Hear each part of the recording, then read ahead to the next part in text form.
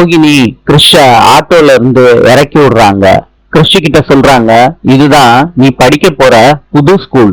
மீனாவும் முத்துவும் கார்ல போய்கிட்டு இருக்கப்ப மீனா சொல்றாங்க, வீட்ல என்ன நடக்குதுன்னு எனக்கு சுத்தமா புரியலங்க.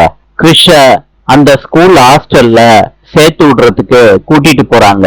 அப்ப ரோஹிணி சொல்றாங்க, கிருஷ் இனிமேட்டு நீ இங்கதான் இருக்கணும். மீனா முத்து கிட்ட கார்ல போய்கிட்டு இருக்கப்ப சொல்றாங்க, கிருஷ ஸ்கூல்ல இருந்து கிருஷோட அம்மா கூட்டிட்டு போயிட்டாங்க. இப்ப வீட்டை பாருங்க, வீட்டையும் காலி பண்ணிட்டு போயிட்டாங்க. ஸ்கூலோட பிரின்சிபல் கிட்ட ரோகிணி கிருஷ பத்தி எல்லா டீடைல்ஸும் கொடுக்கறாங்க, சர்டிபிகேட் எல்லாம் கொடுக்கறாங்க.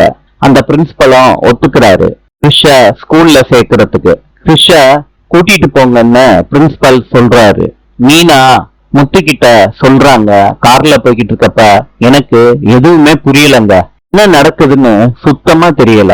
கிருஷ் அந்த ஸ்கூலுக்கு போக மாட்டேன்னு அடம் பிடிக்கிறாரு. ரோஹிணி கைய விட மறுக்கிறாரு.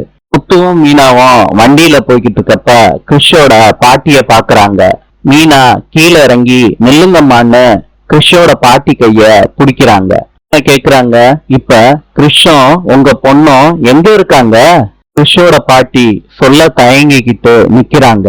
நாளை சந்திப்போம்.